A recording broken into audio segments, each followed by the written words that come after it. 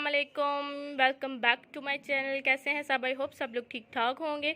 तो आज मैं लेके आई हूँ आपके लिए ओलिविया का हेयर कलर। ये non metallic dye hair colour है, महागनी इसका शेड है, 0.09 है इसका, और बहुत ही अच्छा ये शेड देता है, बहुत ही अच्छा कलर है, ऑसम रिजल्ट्स हैं इसके।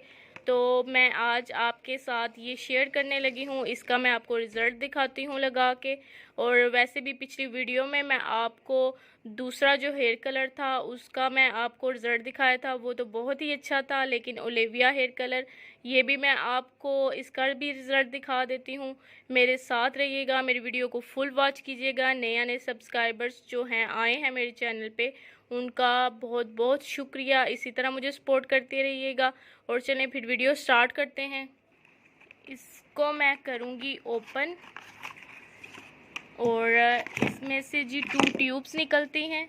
एक है आपका डेवलपर, ये है 20 वॉल्यूम डेवलपर है ओलिविया का।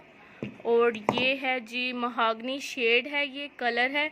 इसका पॉइंट जो है 09 है, जैसे मैंने आपको बता दिया था पहले वीडियो में। और अब मैं इन दोनों को निकालूंगी एक बाउल में और इनको मैं करूँगी मिक्स।